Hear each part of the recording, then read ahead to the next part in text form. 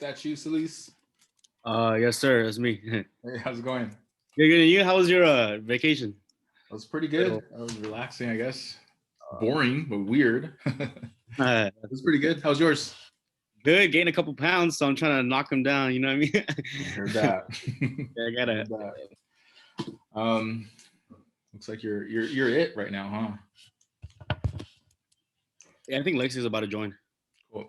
Excited about externship soon? I'm nervous. I'm really, really nervous. But It'll be good. yeah, It'll be good. I'm nervous. They all know that you're new. Yeah, I'm nervous. I'm like in the beginning. I'm a slow learner. But once I get the hang of it, Yeah. uphill from there. Just don't fret too much. You'll be like, oh, I remember this. Oh, I remember him teasing something about this. Yeah. Hey, Cassandra. Hi, how was your break? It was good. It was relaxing. How was yours? It was relaxing. I didn't get much done. I feel like I don't remember anything at all. We'll get back to it. Don't worry. Everybody's projects going okay? Going along so. Hey Ben, how's it going? Hey Mike, good. How are you? Not too bad. Good to see you. How was your New Year? Holidays. I'm sorry, what was that last part? How was your holidays? It was good. Tried not to do too much of seeing the family because of the virus. Cases are going crazy, but yeah, it's good. How about you? Good to hear. Yeah, it was not too bad. Didn't see too much family either. Just to talk to them on the phone, and that's pretty much all we do. Right on. You been busy at work? Yeah, not as busy as before. I think a lot of people are kind of scared to come in now because of the numbers going up. Seeing people like fall off the schedule and things like that. So a little weird. Especially for this time of the year, it's usually popping around like really busy, but not right now. Hopefully it doesn't affect our externs. It'll be a good time to learn because it won't be so crazy. I would think. So do you think it'll affect us for the externs though?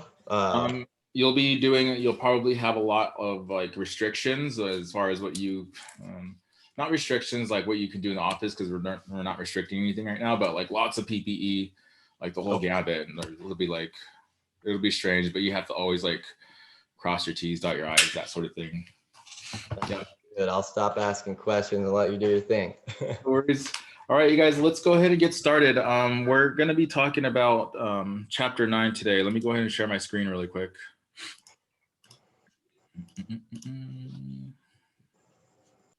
Okay. I'll just make this bigger. There we go. Can you guys see that okay? Yeah. Okay, cool. So chapter 9 talks about tooth morphology. And then, so what is tooth morphology? That's just the study of the structure and form of teeth. And we'll go pretty deep into depth with that. Specifically, we'll be identifying the dental arches in each quadrant using correct terminology. We'll list a primary and permanent teeth by name and location in the mouth. We'll explain the eruption schedule for primary and permanent teeth. We'll identify different divisions of the tooth, including clinical and anatomic divisions, and we'll go over more what that means in a little bit. We'll identify the surfaces of each tooth and their locations, list their anatomical structures and their definitions, and we'll describe each permanent and primary tooth according to their location, anatomical features, morphology, function, position, and other identifying features. So going on to, first we're going to start off with dental arches. And then dentition refers to natural teeth in position. And the maxillary arch is the upper arch of the teeth set in the maxilla bone. And the mandibular arch is the lower arch located in the mandible bone. And although each arch has the same number of teeth, the mandibular arch is the only arch that is movable, while the maxillary arch remains fixed to the skull, so it can't move. The teeth of the mandibular joint are slightly overlapped by the teeth of the maxillary arch. So we have that kind of like, we don't have edge to edge biting. We don't bite like that. It's sort of like the top arch just overlaps the bottom arch just a little bit. Okay, so the quadrants that we have are We have 4 quadrants, and that's because we have a midline, which is the imaginary line that goes up and down here that divides the dental arches into 2 sections. And when you have 2 sections of the upper and lower, you end up with 4 quadrants. So you have your maxillary left quadrant, your maxillary right quadrant, mandibular left, and mandibular right.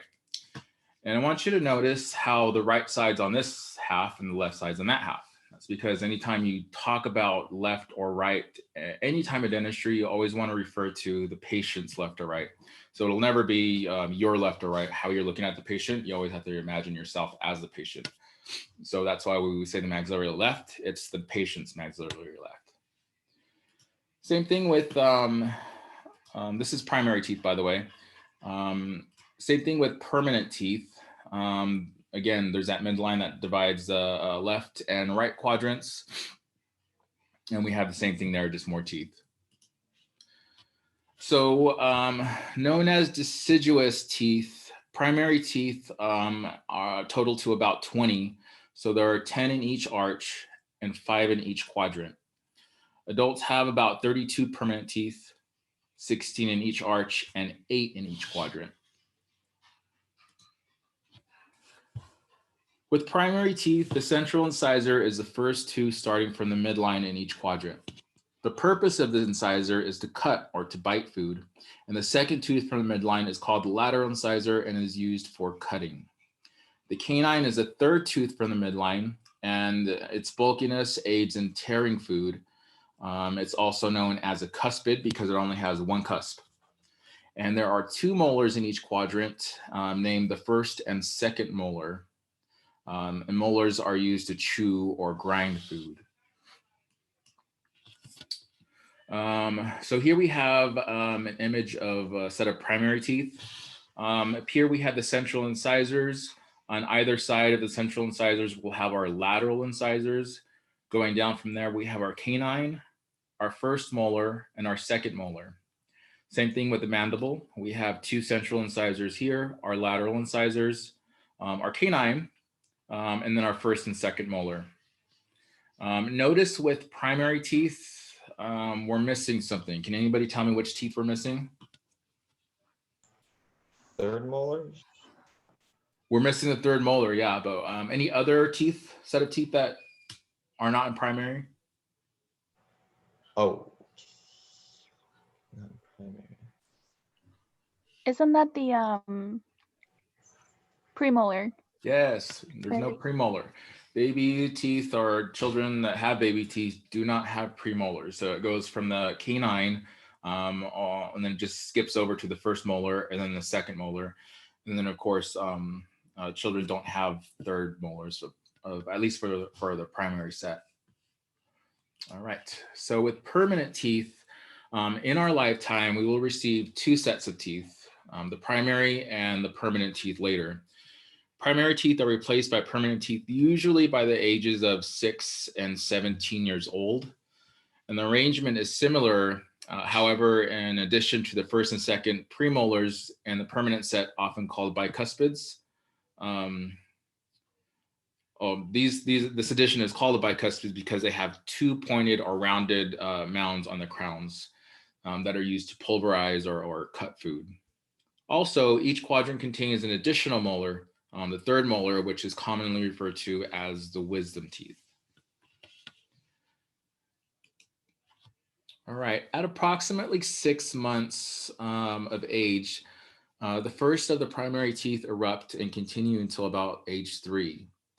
Mixed dentition refers to the period in which both primary and permanent teeth are in position or visible in the mouth.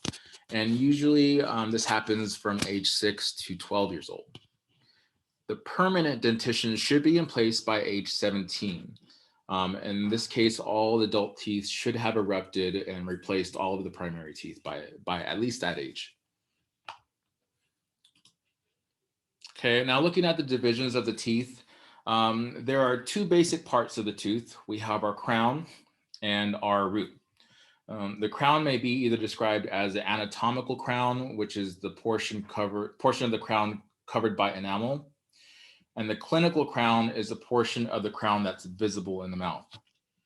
Same thing with the root. We have an anatomical root, and that's just the portion of the tooth that other than the clinical crown or the anatomical crown. And the clinical root is the portion that's not visible in the mouth. All right, so here we have surfaces of anterior teeth. The crowns of all teeth have 5 surfaces, 5 of them. The mesial is the surface toward the midline. So this is our midline. This is imaginary line that goes vertically down the whole mouth. The surface that's closest to the midline, regardless of what quadrant you're in, that's going to be the mesial. The distal is the surface that's furthest from the midline. We can think of that as distance or distance from the midline. And the labial is the outside surface toward the lips. Lingual, it just means the inside surface toward the tongue, and it can also be referred to as the palatal surface if we're talking about the maxillary arch. And the incisal surface is the biting or cutting edge. Notice these are the surfaces for anterior teeth, and then posterior teeth will have their own terminology. Facial describes either the labial surface of the anterior teeth or the buccal surface of the posterior teeth. With the surfaces of the posterior teeth, almost the same, except instead of an incisal edge, we have an occlusal. And then also we have, we say buccal instead of facial when we're referring to posterior teeth. Again, the mesial surface is toward the midline, distal surface is away from the midline, and the lingual surface is inside the surface toward the tongue. Buccal is the outside surface toward the cheek and is also referred to as a facial surface, but again, we always want to refer to the facial surface when talking about the anterior teeth, buccal surface when talking about the posterior teeth. And then occlusal surface is used to pulverize and chew food. Everybody okay with this so far? Stop me if anybody has any questions. But if not, I'm going to go ahead and move on. Here we have a teeth surface here, and the surfaces of the posterior teeth are either flat or convex or concave. Convex means bulging or curved outwards. And this is what a convex surface would look like. Concave is recessed or indented. We can also think of a cave as a hollow and no bulging outward. So almost like a cave, we think concave is this type of shape here. The crown of the tooth is divided into 3 sections. We have our incisal third, which is the area nearest the incisal edge of the crown, which is this area here. The occlusal third is the occlusal surface of a posterior crown. So we're talking about posterior teeth, such as this molar here. This is the occlusal third. The area in between the incisal third and the cervical third is a middle third. So just the middle part of the crown. And then the cervical part of the crown, either for the anterior or posterior teeth, is this portion that's closest to the gum line.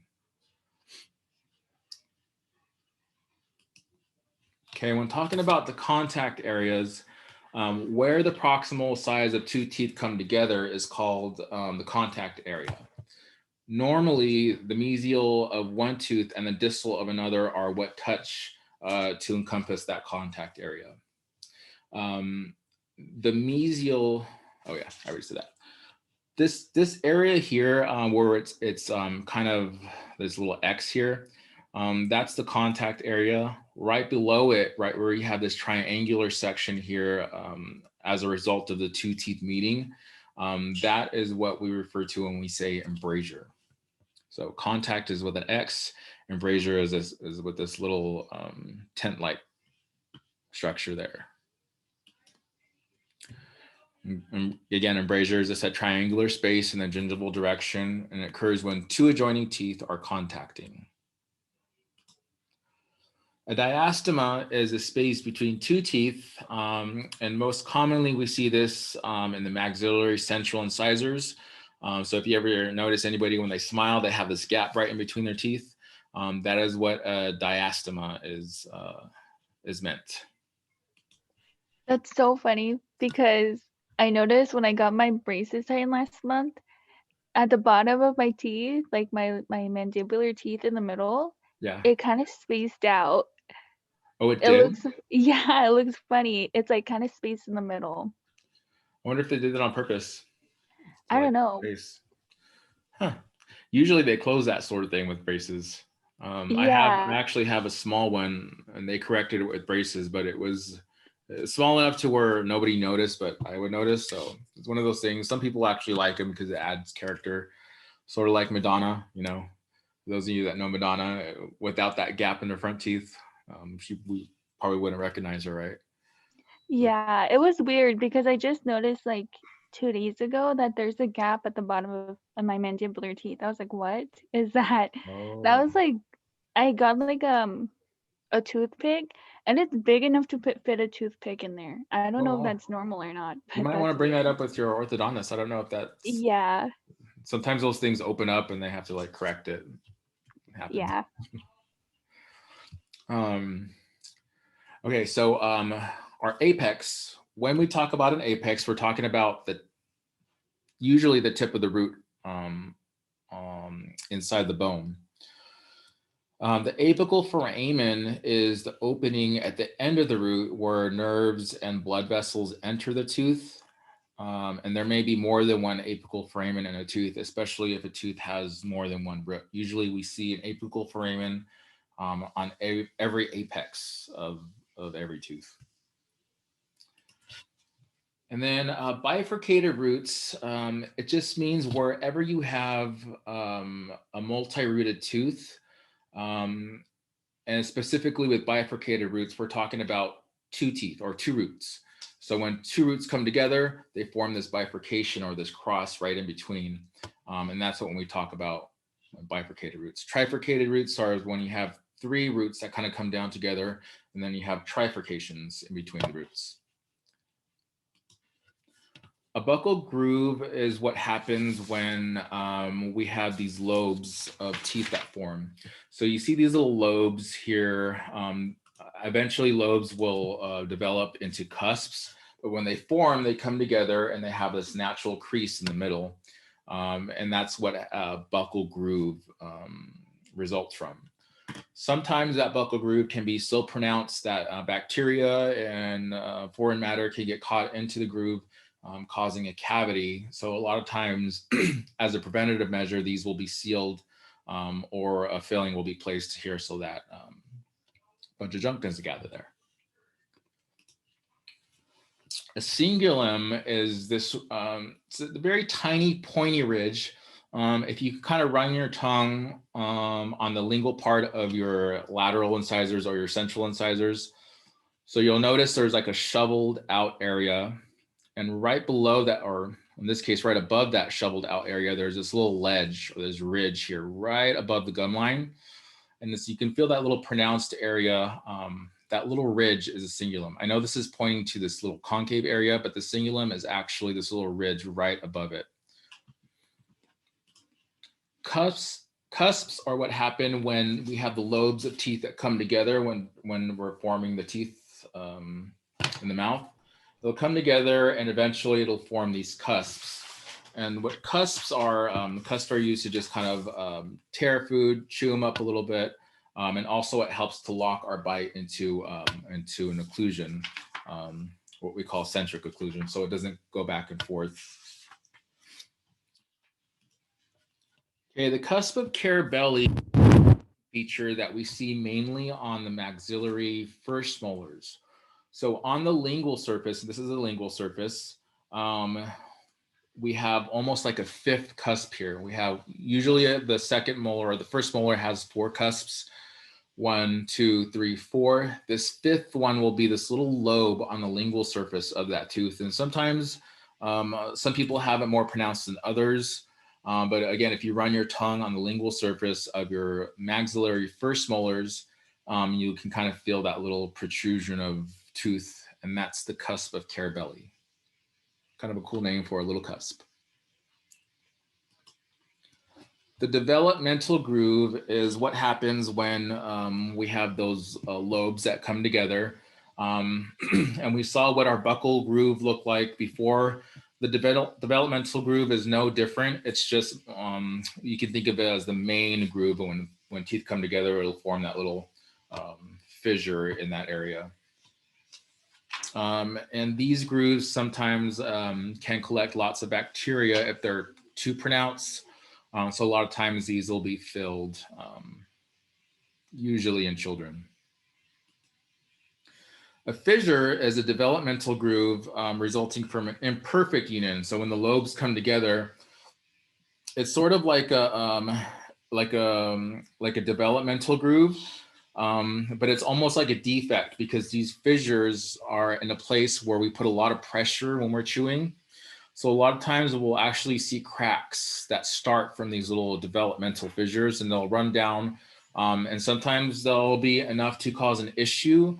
Sometimes they'll be just big enough to capture bacteria, and this is where we have decay that comes into play, even with something as natural as a fissure. Furcation, we talked about that. That's just in any area where we, in between a multi-rooted tooth, where the two roots come together in that furcation. So if you have two roots, you'll have a bifurcation. If you have three roots, you'll have a trifurcation. Fossa, if you can remember, fossa just means like a depression or a very slight concavity. If you run your tongue on the lingual surface of your canines, you'll feel two little indentations on either side of the cusp. Those are known as fossa. The front part will be your mesiolingual fossa. The distal lingual fossa will be, of course, on the back part or the distal side. Lobes are separate parts that come together to form a tooth. And in the molars, the lobes often become cusps. As the lobes continue to develop, they come together, they'll point upward, and the lobes will just eventually become pointy and they'll become cusps. Mamelons are three little bulges on the incisal edge of newly erupted central incisors. And they're called mamelons. And normally these disappear with wear and tear. So if you have school-age children or even younger than that, where they're getting new central incisors in, you're going to notice these funny little mamelons. That's completely normal. And then as teeth grind away, and lots of times kids will grind a lot, these will wear away, and that's why we have smooth, flat incisal edges. The marginal ridges are elevated area of enamel that form on the mesial and distal borders of the lingual surface of anterior teeth and the mesial and distal borders of the occlusal surface of posterior teeth. An oblique ridge is the elevated area of enamel that extends obliquely across the occlusal surface of the tooth. We'll see this, this tooth, I could tell you, is a maxillary first molar. This oblique ridge is really prominent on that specific tooth. Pits are just natural holes or concavities, usually in the developmental groove on the occlusal surface of posterior teeth. A ridge is just a linear elevation of enamel found on a tooth. We say linear because it's almost like in a straight line. Supplemental grooves are these wrinkled looking grooves that radiate from the developmental grooves.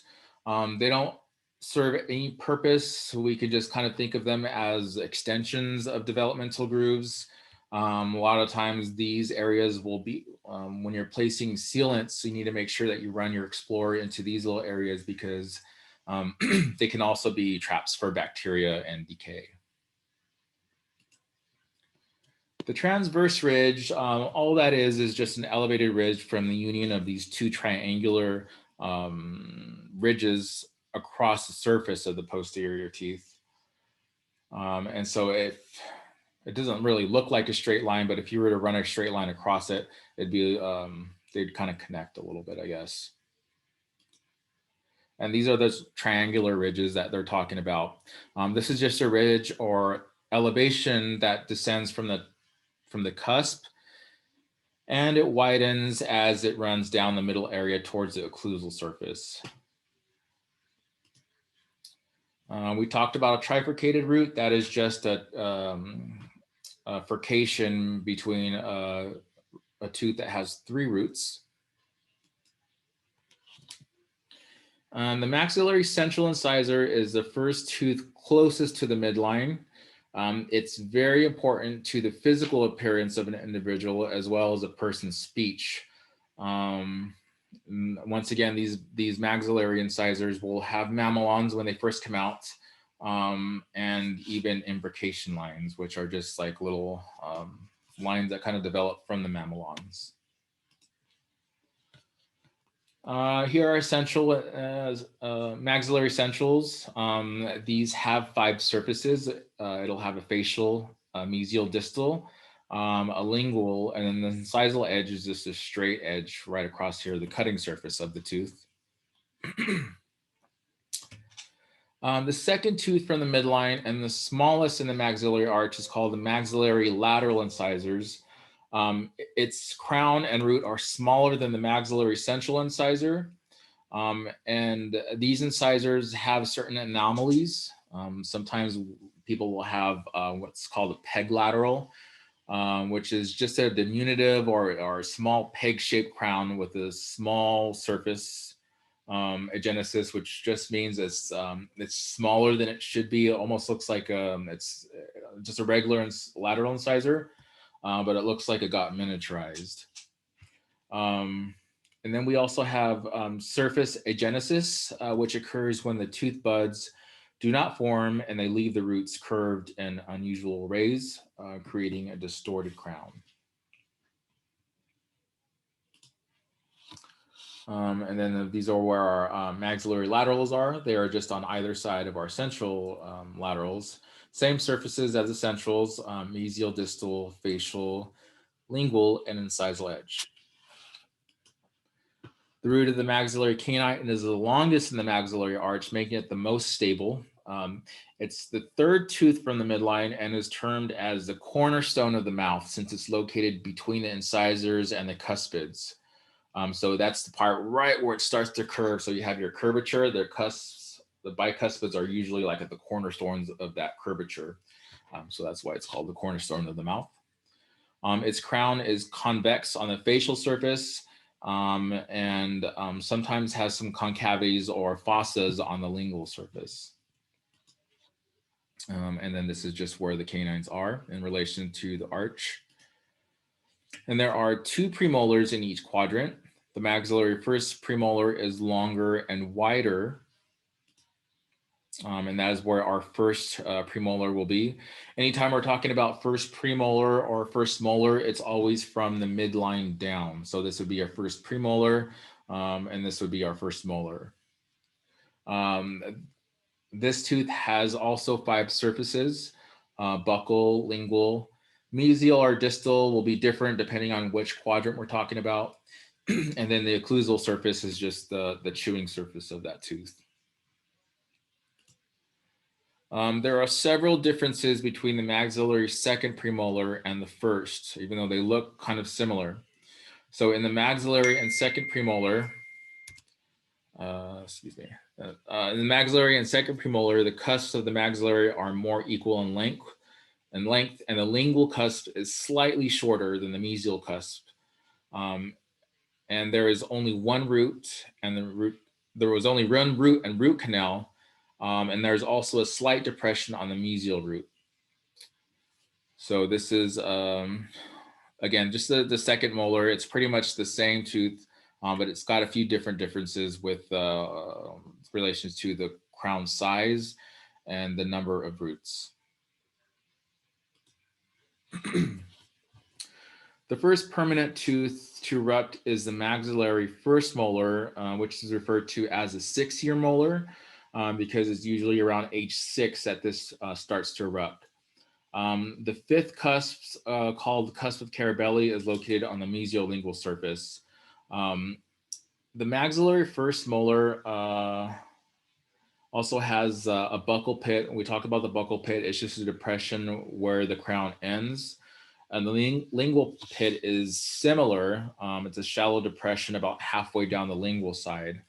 And if we look at a picture of the maxillary first molar, we can see the buccal groove that we're talking about. Also, the lingual section has a groove, and that's just this little tiny depression or this little indentation that we see on the lingual side there.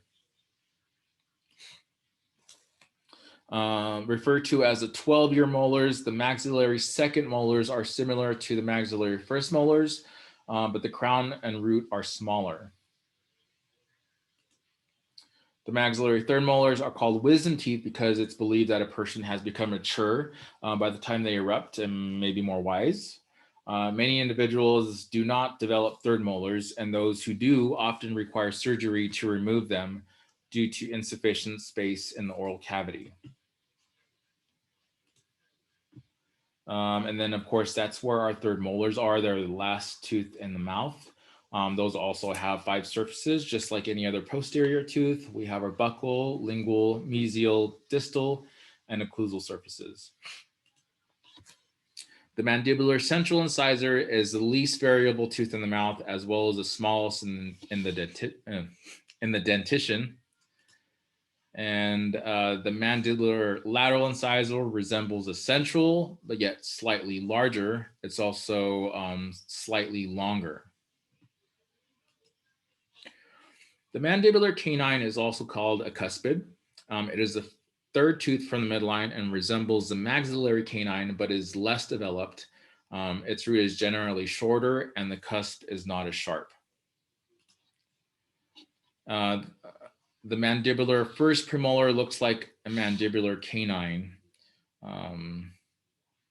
just because its cusps aren't as pronounced.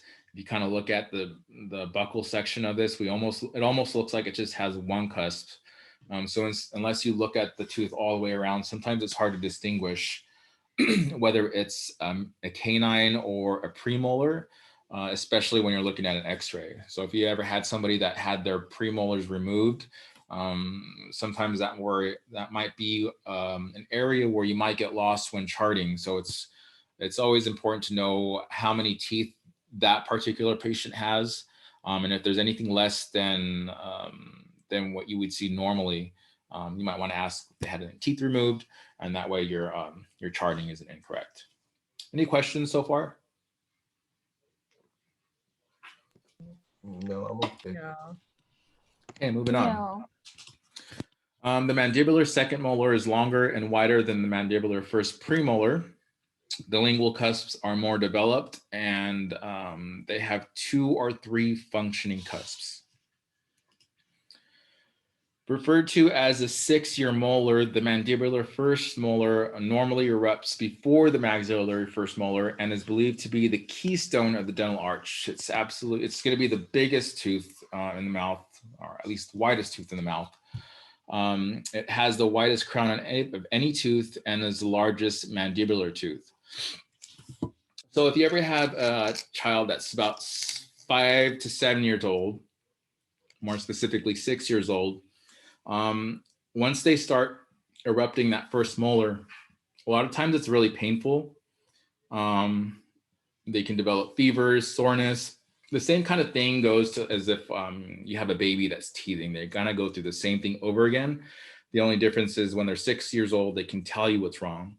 And so a lot of times we'll see a lot of 6-year-olds that come into the office with pain, and all that is that huge giant molar that's popping through their gums.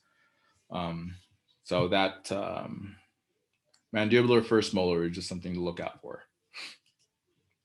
The mandibular second molar is the smallest in size, smaller than the mandibular first molar, and it has 4 cusps and 2 roots, which are normally shorter than the first molars. However, they are closer together and sometimes fused. So we can see in this picture, sometimes we have the roots that are kind of fused all the way together. They're still the same amount that there should be. They're stuck together.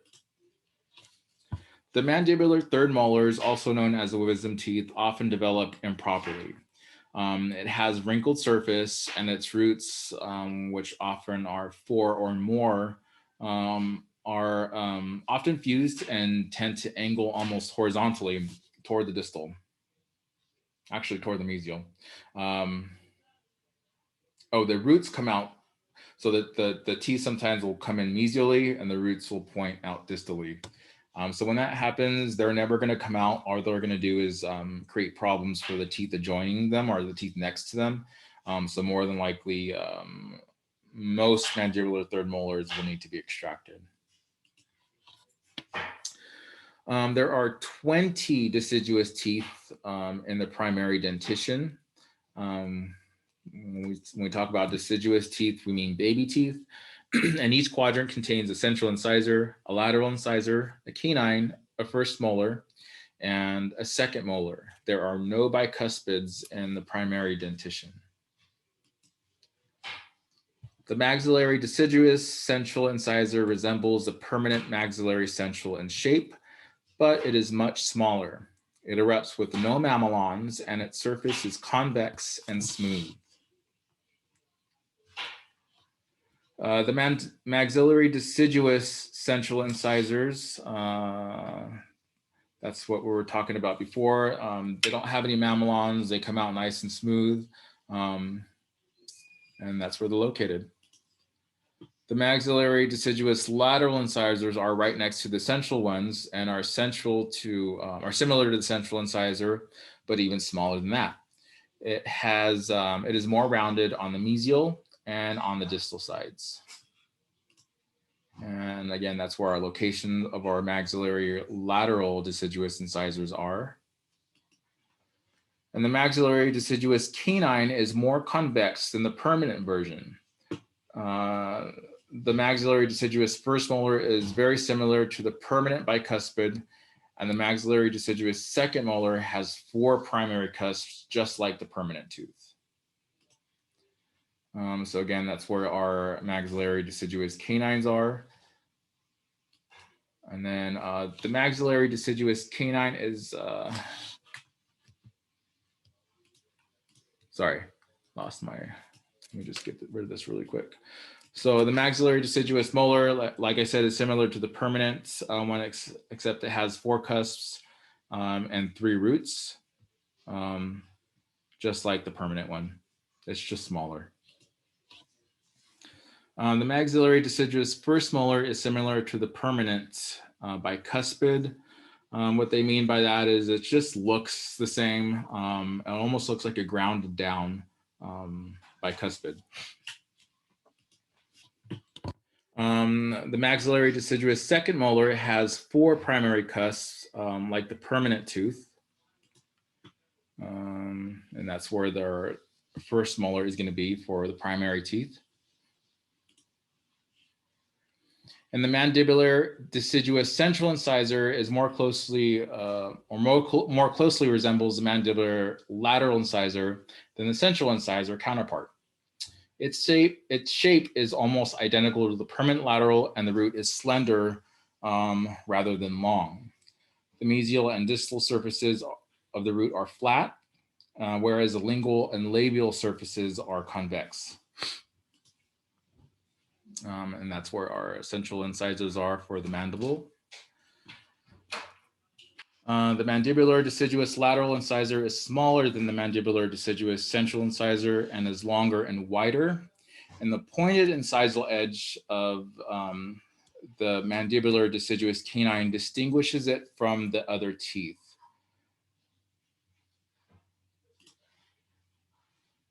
Again, that's where that lateral incisor is. The mandibular deciduous canine, or the cuspid, is more delicate than the maxillary deciduous cuspid. So the root is not large or long, and the cingulum and the distal and mesial margins are less pronounced. Remember, the cingulum is just that little ridge near the gum surface. And the mesial incisal slope is not as long as the distal incisal slope, and the maxillary incisal slope are nearly equal in length. We're almost done with this, guys, I promise. So again, that's where the lower let's call them baby teeth canines are, just on either side of the lateral incisors. And then the mandibular first molar has 4 cusps and 2 roots. It is like no other tooth, just because it doesn't really look like any of the rest of the teeth. It kind of has its own unique shape and structure. And that's where the deciduous first molars are. And again, these first molars in the primary teeth, they almost resemble adult bicuspids, just because of their shape and size. A lot of parents or even like newer assistants will mistaken that often for a premolar or baby premolar because it looks so small, but it's actually just the first molar. And the mandibular deciduous second molar is similar in appearance to the mandibular first molar, but smaller, just smaller in all the dimensions. And that's where that tooth is located there. All right, you guys, so that's all the slides I have for this chapter, and it was a long one. Does anybody have any questions with chapter 9 specifically? I know for a lot of you, basically everybody here has almost reviewed all the surfaces that we've been talking about this entire time, but finally you're learning the formal version of it. So I know it was a lot of different information about the morphology, the different shapes and sizes, but anything that wasn't really clear, any questions I can answer?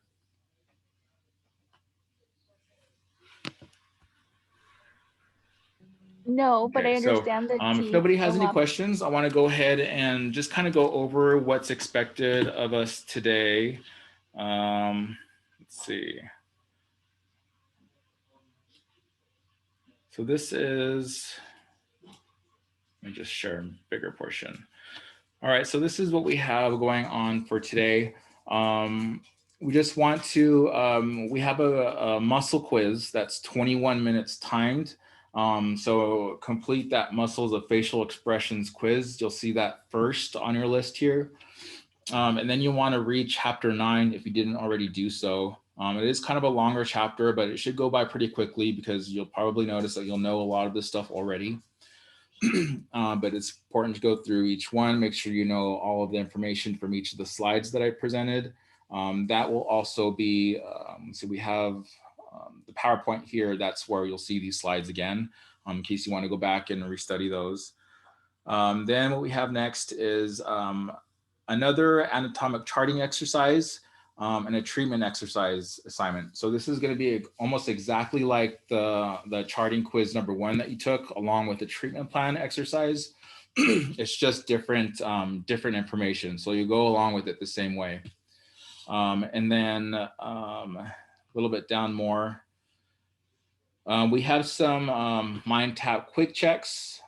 These are going to be all the odd ones. So don't do any of the even ones. It's going to be 9.1, 9.3, 9.5, 9.7, 9.9, and 9.11. They're pretty short. It shouldn't take you more than 15 minutes to complete all of them. That's also due today before midnight. We have a quiz 9.1 that shouldn't take you more than 10 minutes to complete, also due today. And that's just on everything that I went over just now. We have your study guide that's due on Monday, but I wouldn't advise that you wait until Monday to turn that in. Get it turned in as soon as possible, and then that way I can give you feedback that you can use to study off for your final on Tuesday. And then continue working on your portfolio project. One thing that I want to point out that was just, it was kind of news to me. We need to make sure that one of your sources is from the ADA Oral Health website. And that's this website here. If you click on it, let's see if it'll give it to me. If you click on it, it'll take you right to the site where you have different topics. So depending on which topic you have, you should be able to find something that goes along with whatever it is that you're talking about. And you don't have to go into too much detail. You just have to use this site as one of your sources. Anybody have any questions about that at all? When you're saying that, we have to use that site as one of Okay. our sources. So, it's just taking so that's the pictures. last part of what's due for today, or what you should be working on for today. Any questions with what's due for today? Oh, also that first muscles of facial expression quiz. That's the only assignment that's due by 10 o'clock today. So just make sure you complete that before 10 or by 10, so that and that's what I use to mark your attendance for tonight, in addition to this call. Any questions on any of that so far? Can you hear me, Mike? I'm sorry. Can Go- hear. Go ahead, man. So you said Just to answer somebody's question, somebody asked me a question our last session before we went on break about externships. And so to answer their question, externships are going to be taken care of by Hannah. Does anybody have or not have Hannah's email? Hello? Everybody has Hannah Sanderson, Mike. her email. Okay, so Mike. she's going to be the person that you're going to be contacting, or going to want to contact in case you have any questions about your externship. She is already working on your sites for you if she hasn't gotten in contact with you already. Just want to remind everybody that before you go out to externships, you need to get your immunizations done, specifically your Hep B immunization. You will not be able to do your externship without it, or without a declaration waiving your vaccine. So make sure you get that on time if you're wanting to get that done. And then keep in contact with Hannah throughout this whole process so that it can go smoothly for you guys when you guys finish up next week. All right. If there's no other questions, I'm going to go ahead and leave you guys with that for tonight. I will be available by email for the rest of, or for the remainder of the class time. So please give me, shoot me out a message in case you have any questions about anything that we went over today. you there, Mike? All right, you guys. Thanks for joining me. I'll see you again tomorrow. What the heck? 5:30. What the heck? Mike, Bye. we couldn't hear you. Can you hear us? Now I can hear you. Sorry, I had you guys on mute. Did anybody have any questions? Okay, I there was we like, go. why is everybody so quiet? No. Okay, go ahead, Ben. Oh, my bad. I just wanted to make sure that portfolio project thing is just the topics that we already went over in class, right? Yeah, the same topics, the ones that you turned in. If I okayed it, then you're good to go with that one. Okay, cool. Quick question. Before we went on break, I know I was looking for the study guide. I guess I don't know if it wasn't uploaded or was it just in a different folder? Yeah, it wasn't uploaded yet. I apologize for that. It should be in the distance learning content or the distance learning folder now. Let me just go there really quick to make sure that's there. Yeah, so all the way at the bottom, it's just the final review study guide that's there. Thank you very much, Mike. You're welcome. Also, Mike, for that site that you have on there for us to use as a not a reference, but for our project. So basically, we have to put something from that as. Yeah, and like I said, it doesn't have to be like you don't have to go and restructure your project or anything like that. Just even add a side note of find a topic on there that's somewhat relevant to what you're doing, and just use something from there. Okay.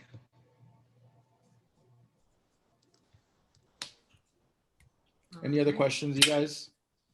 Cool. Thanks. And then did anybody have, I think I had you on mute when I asked you this question. Did anybody need Hannah Sanderson's email?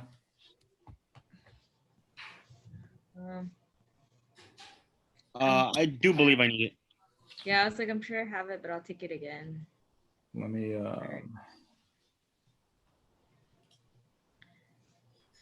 so I'm just going to type it down here in this little field so you guys can see it.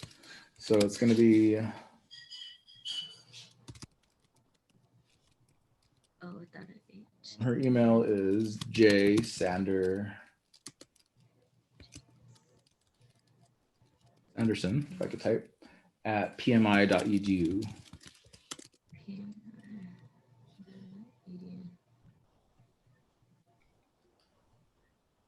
And if you haven't already, or if you're not already in contact with her, I would just suggest reaching out to her just to touch base with her, especially if you have any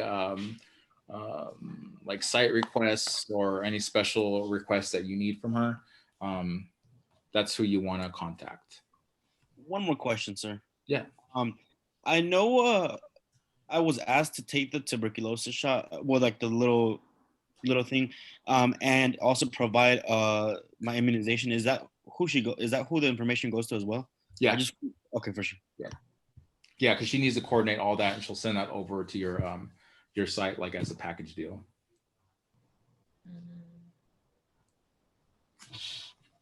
All right. Any other questions?